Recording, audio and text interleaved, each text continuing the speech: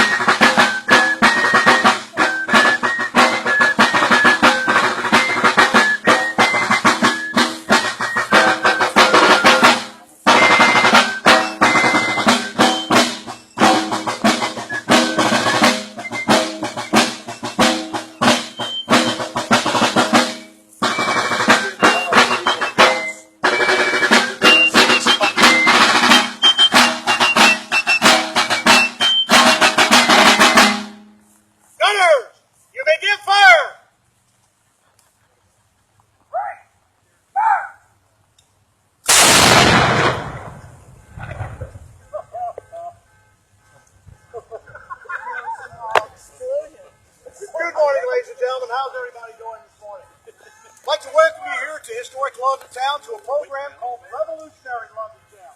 We're talking about this site and the impact that the American Revolution had on Maryland, the local citizens here and such.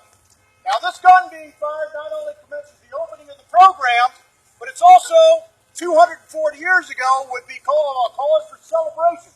Because by this time, the town of Londontown would have just received word that the Continental Congress in Philadelphia had declared all 13 colonies, all 13 states, to be independent from the Crown. Like I say, the Declaration of Independence had been signed and ratified. The problem was, that was not going to come free, it was not going to come easy. It would take 8 years of warfare with the English before we would gain that independence. Now, technology had a lot to play in it, and you just saw a little bit of that technology out. Now, there's two different types of guns that you see before you. Like that one, although it looks small, would be very, very common on merchant ship and smaller sloops as a naval gun for both offense and defense use. To its right, a larger carriage gun that is basically a land carriage, but it was a dual-purpose gun to actually be used both on land or it could be used on ships at sea. One is a 12-pounder, the other one is a 3-pounder gun, and where the pounder comes from, like that determines the size of the gun. For example, the large gun is determined by the size of the ball that it physically fires. The iron ball weighs 12 pounds, thus designating the gun as a 12-pound gun. Now, like any technology we have even today, though, these weapons, be it a naval carriage gun or a land ferry gun like that, took a team to operate like that, and everybody had to work with different jobs, but had to work in concert with each other to be able to do it. Now, if you look at the right-hand gun with the Maryland Marines, the Blue Slocks firing it like that, we'll walk through the various positions it took to load and fire this gun. You look up, you fire.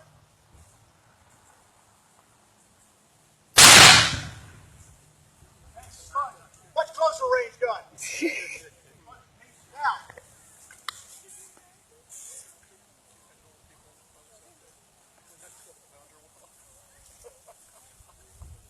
you look at the piece, cartridge.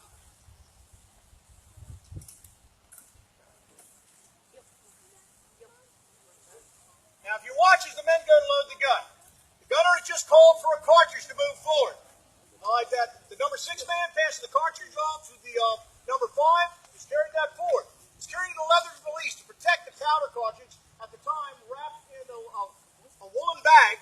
That would be passed on to the number 2 man who has already wormed the piece out to make sure there's no debris in it. He'll then load in the cartridge. The number 1 man will now step in and ram that cartridge all the way down to the chamber of weapon. And these guns are just like the muskets of the era. They are muzzle loaded. But to make them properly fired, the cartridge has to be pushed all the way back to the breech of the gun. gun, the back part of it, so the powder could actually be ignited. Once the cartridges have been loaded, you'll notice a man to the left rear of the gun now is taking a brass wire. He's using that to penetrate the powder bag, leaving a clear trail so it can be ignited. He'll then put what's known as a quill in it, like that, which will be a quick burning fuse to be used to actually ignite the fire of the gun. Once that's done, the gunner then comes up and aims the gun, and he's sticking the hand here, indicating the battery officer that he's ready to fire.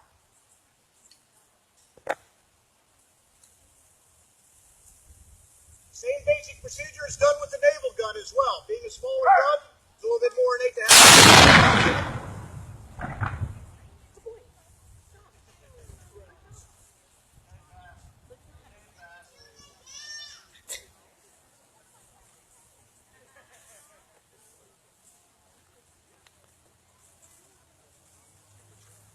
Military training over civilians. Now, if you're looking at the uniform, you see, again, reflecting on what was happening at the time. You notice the ornate green uniform that I'm wearing. I'm here, I would actually be an outsider to London town like that. I'm representing a member of the Continentals. In fact, this particular case, the Continental Marines, Continental Marine Corps, part of the Continental Naval Service. This is a big controversy. You see, the gentlemen behind me in the blue honey shirts are also Marines, but they are Maryland State Marines. At the time, like that, the reason why, like the term states derived from the idea from the European concept of state or an independent nation. So when we were first declaring independence, we wrote an article of confederation like that, looking at the idea we had 13 independent states that would form a confederation of unity and become united against the crown. Eventually, that would form into a single nation known as the United States of America.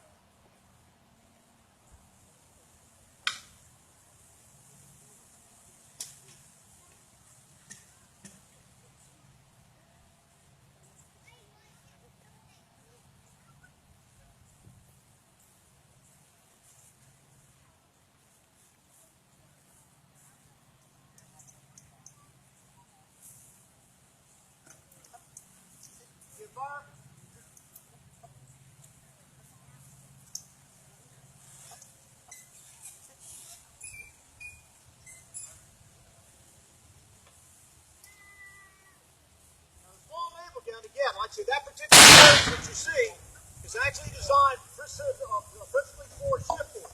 It was easier and more compact to utilize on the decks of the ship, like that, where the larger wheel carriage, like it would be used for land operation.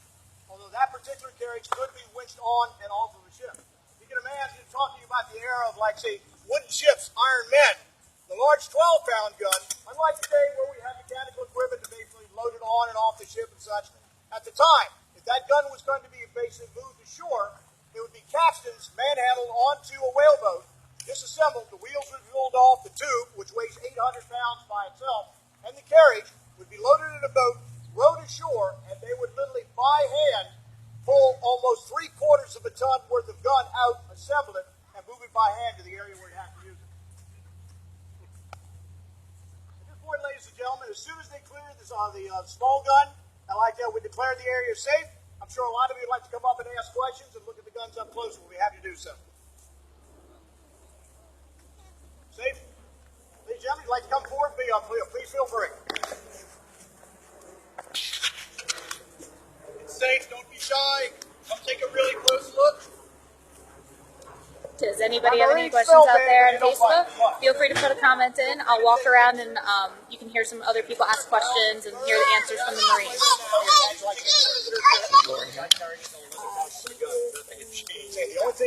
But I can order it. So you'll notice the lens stockman was on the right of the gun. It's okay, you guys. You can come on up and see.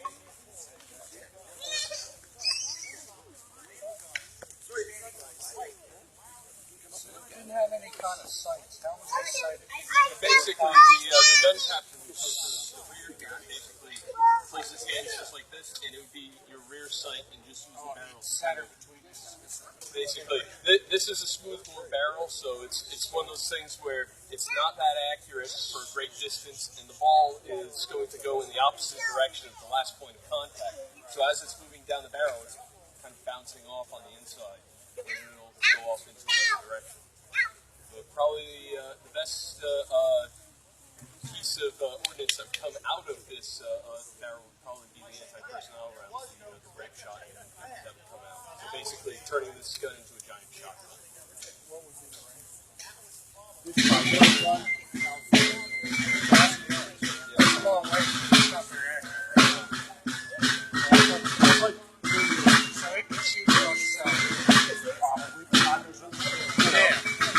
If there wasn't a strong breeze. Yeah. And you can get ball, especially on land, you cut aim downward and the ball would be against it. It bounces. And in fact, there we go. Grape shot. Okay. So you would have the bag of powder, and then they could go inside. It's anti-personnel, basically. And these are iron balls that come out and basically shred whatever coming towards you. You got another one called canister. Basically a can filled with musket balls. That explodes and The can kind of comes apart in the barrel. oh, and It's a little that's short like a range. shotgun. Yeah, maybe 100 yards. And it's a job, little strip. They could use a winch or a pulley system to get that off. But how would they get all the landing ships? And the way this carriage would move is they would have something called patrols, basically slings with ropes that they would hook onto this gun and just drag it. I mean, see your connecting points here. Up there.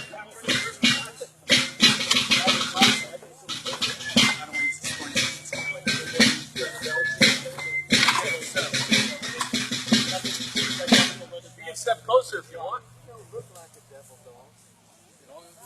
You probably don't want to stick your hand in the barrel. Right, that's right.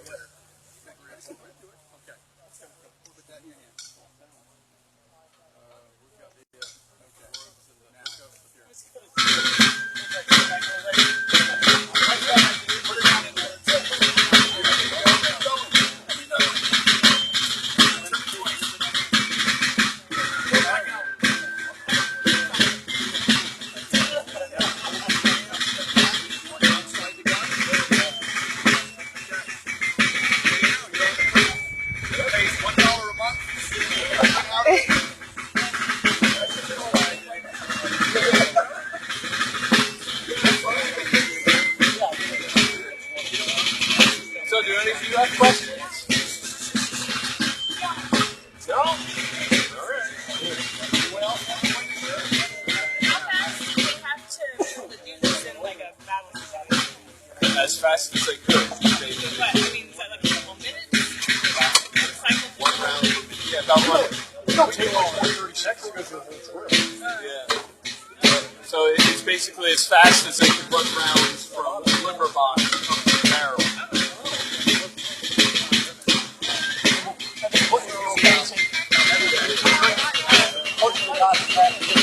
Yes, yes.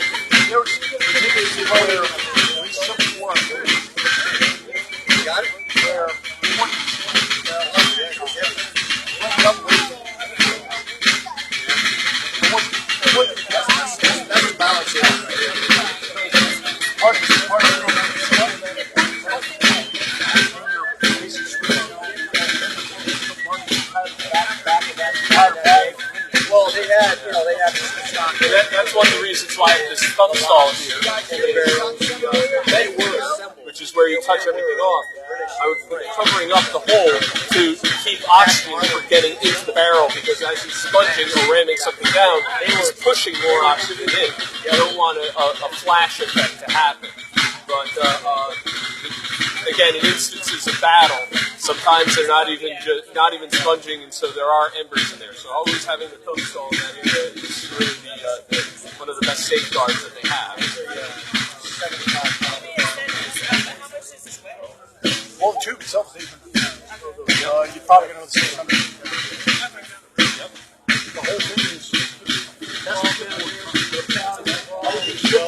So basically, when they were doing landings, basically they would take the carriage apart and the gun off, put them into a landing boat, row it to shore, take everything out, and assemble it, and go from there.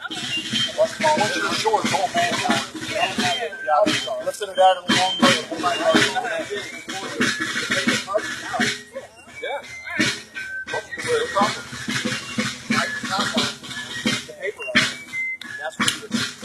pan here. In this pan here, a little bit of your powder. And then you would push the pan down. And the next step would be to bring your weapon down, and then you would push the rest of the powder and the ball and all the paper down into the barrel. All for one shot.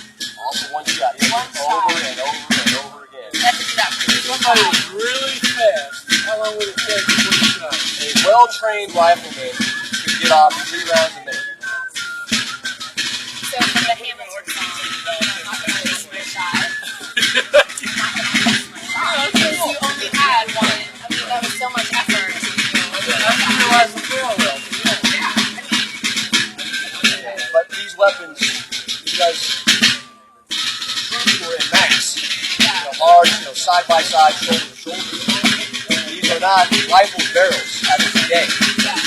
Forward barrel. And the balls are a little bit smaller in diameter than the actual barrel size. So they weren't always all that accurate. So there wasn't that much. They didn't train with like the marksmanship skills we train with in the modern military today.